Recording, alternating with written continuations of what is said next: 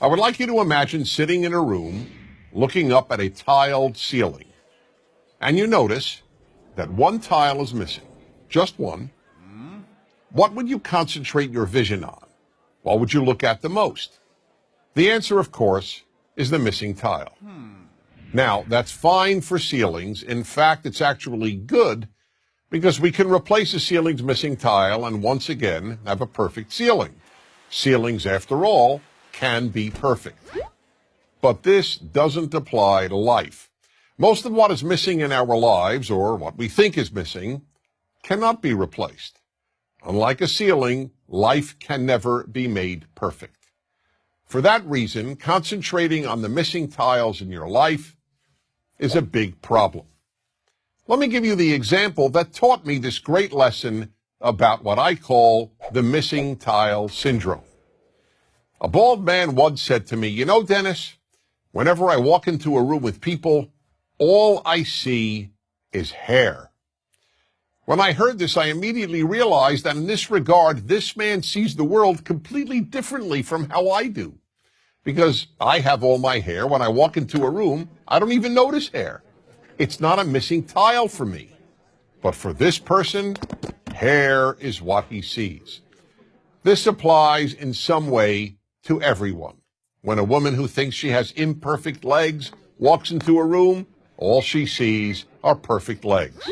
Or take the example of the woman who once said to me, "Wherever I go, all I see are pregnant women." Now, how could that be? The vast majority of women, even those young enough to be pregnant, are not pregnant at any given time. But that was all she saw because she wanted to get pregnant and wasn't able to. Her missing tile was not having a child. That's the way human nature is. We focus on what's missing in our lives.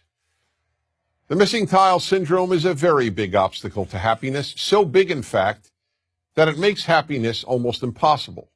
There will always be something missing in your life. When you see other people's kids, you'll think you see tiles that are missing in your own children. Gee, why can't my kid study as hard, or be as polite, or be as bright, or be as good-looking, or be as athletic? The same holds true regarding our spouses, our work, our looks. The list is endless. I'll give one more example.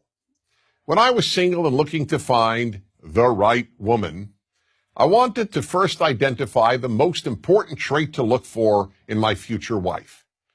So after almost every date, I would call my best friend Joseph and announce, "Joseph, tonight I identified the most important trait in a woman."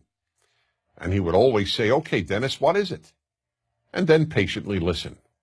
One night I would tell him that it was intelligence, another night that it was looks, another night personality, and on yet another night kindness.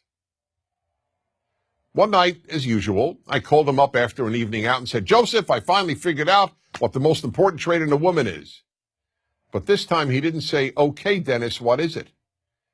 Instead he said, "Don't tell me, I'll tell you." Perplexed, I asked, "How do you know? You don't even know the woman I went out with." "It doesn't matter," he said. "Whatever trait tonight's woman was missing, that's the one you decided is the most important trait in a woman." I could say nothing. He was right. Whatever that night's date was missing is what I would declare the most important trait in a woman. I hadn't yet come up with the term missing tile syndrome, but that is exactly what I was suffering from. That's the way we play tricks on ourselves and undermine our happiness, by concentrating on the missing tiles every one of us has. So we really have a simple choice. Do we focus on the rest of the ceiling, on all the tiles we do have, or do we focus on the ones we're missing? To a large extent, the answer to that question will determine how happy you will be. I'm Dennis Prager.